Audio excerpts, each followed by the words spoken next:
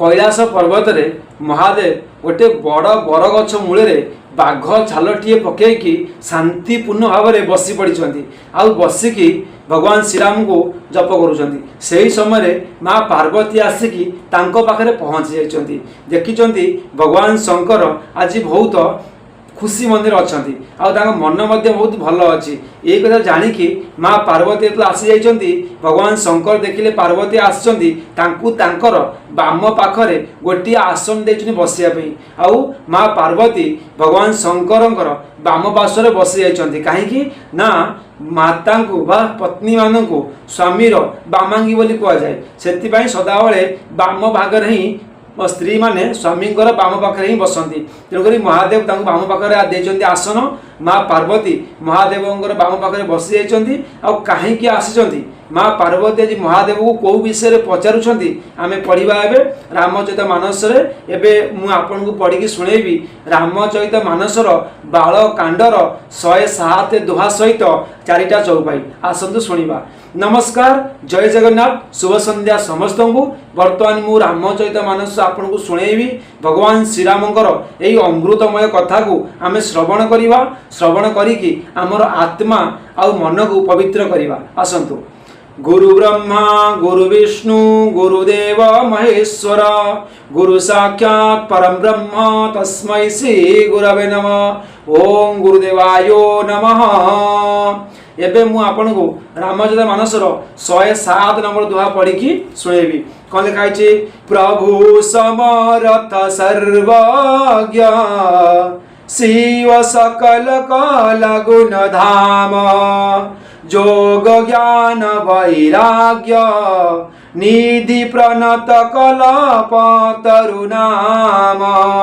ना हे प्रभु आपण हेउचंदी समर्थ माँ पार्वती आसी कहउचंदी महादेव को हे प्रभु आपण हेउचंदी समर्थ आपण हेउचंदी सर्वज्ञ आपण हेउचंदी कल्याण स्वरूप आपण सबु कला व गुणर निधान एवं जोग ज्ञान तथा वैराग्यर भंडार आपणक नाम तो शरणागत मानक निमंते कल्प वृक्ष समान। किए कहउचंदी माँ पार्वती आसिकी महादेव को एमिति कहउचंदी।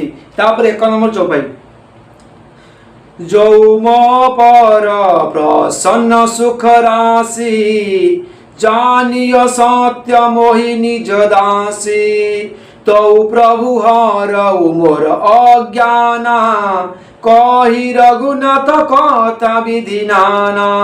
कहउचंदी हे सुखनिदान जदि आपण मो प्रति प्रसन्न माँ पार्वती कहउचंदी प्रभु भगवान शंकर को हे भगवान हे शंकर जदि आपण मो प्रति प्रसन्न अछंती एवं सत्तरे मते निजर दासी बोली भाबुचंती तेबे हे प्रभु श्री रघुनाथंकर विभिन्न कथा कही मोर अज्ञान दूर करंतु। आइचंती माँ पार्वती केवल प्रभु श्रीराम कथा शुणिया कि भगवान शंकर पाखक आसी कहउचंती हे प्रभु जदि मते आपण सत्तरे भल पाती जदि आपण मते आपण दासी बोली भाबुचंती जदि आपण मनरे मो प्रति प्रेम अछि ताहाले आज मते प्रभु श्रीराम कथा टिके शुणातु। प्रभु श्रीराम केमिति जन्म हेले तांकर विषय केमिति वनवास गले संपूर्ण मते प्रथम शेष पर्यंत शुणई दियंतु। तापरे 2 नंबर चौपाई जासु भवनु सुर तरुतर होई सही की दारिद्र जनित दुख सोई शशि भूषण सहृदय विचारी हरऊ नाथ मम मति भ्रम भारी। कल्प कल्प वृक्ष तले घर करिथिबा लोक काहीकि दारिद्र्य दुख सहिब कल्प वृक्ष मूले घर करिथिबा लोक काहीकि दारिद्र्य दुख सहिब। हे शशिभूषण हे नाथ हृदयटा यह विचार करी मोर यही विराट मतिभ्रम दूर करंतु। कहउचंदी हे प्रभु मोर यही मन बा हृदय जो विचलित अच्छी प्रभु श्रीराम कथा शुणिया दया करी मते टिके प्रभु कथा आज शुणेकी कहतु। तब 3 नंबर चौपाई कौन कहला प्रभु जे मुनि परमार्थवादी कहई राम कहूँ ब्रह्म अनादि शेष शारदा वेद पुराना सकल करहि रघुपति गुण ज्ञाना सकल करहि रघुपति गुण ज्ञाना। देखंतु तापर कौन कहउचंदी हे प्रभु जेउ माने परमार्थ तत्व बा ब्रह्म तत्वर ज्ञाता वक्ता सेही मुनिगण श्रीराम को अनादि ब्रह्म बोली कहती। पुणी शेषदेव सरस्वती वेद पुराण माने मध्य श्री रघुनाथंकर गुणगान करती। कहते वेद आउ मुनि ऋषि ए संसार समस्त प्राणी भगवान श्रीरामकर नाम गुण जप करती। तो मत टिके प्रभु से प्रभु श्रीरामकर कथा विषय आज शुणातु जहाँकि मोर जो गोटे एत दिन इच्छा अच्छी राम विषय जानापी आज मुझे जानीपारि। आतेबले महादेव ए पार्वती को भगवान श्रीराम कथा शुणेबे तो ता सहित पार्वती तो शुणवे सहित आमे समस्ते शुणा। आ प्रभुंकर यही अमृत कथा शुणिकी समस्त जीव जगतर समस्त जीवंकर कौन मोक्ष प्राप्ति हो जाए।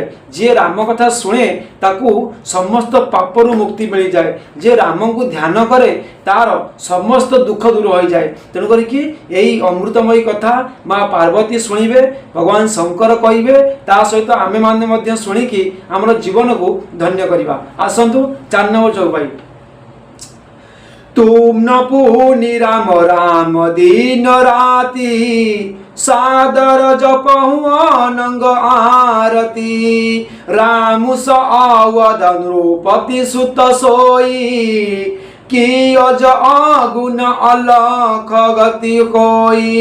देखंतु कहउचंदी जेतेबेले भगवान शंकर आराध्य देवता होउचनी प्रभु श्रीराम सदाबले भगवान शंकर प्रभु राम को ध्यान करचंदी राम नाम जप करचंदी। माँ पार्वती कहउचंदी कौन कहउचंदी ना आ एवं हे कामदेव शत्रु हे काम निवासकारी आपण मध्य दिवानिशी आदर पूर्वक राम राम जप करती। एवं यही राम आपण यही राम कौन से अयोध्यार राजपुत्र ना अन्य कौनसी अजन्मा निर्गुण अगोचर राम कहते आपण प्रत्येक दिन सदाबले राम नाम जप करुँच।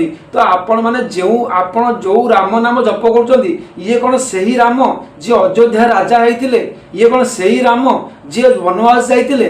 तो सही कथा पचारुंट प्रभु शंकर को माँ पार्वती। तो देखंतु बर्तमान मु आपन को 107 दुहार 4टा चौपाई शुणेछि। तो माँ पार्वती आसिकी भगवान शंकर को पचारुछंती राम कथा शुणिया इच्छा करिसंती। तो काली 108 दुहारे आमे पढ़िबा केमिति भगवान शंकर माँ पार्वती को राम कथा शुणाउछंती। वर्तमान मते समय इशारा गलानी एबे मु आपन ठरु विदाय नउछि। पुन देखा हबा काली संध्यारे रामचरित मानस सहित बाल कांडर 108 दुहा सहित 4टा चौपाई रहिली। आज्ञा श्री राम जय राम हर हर महादेव।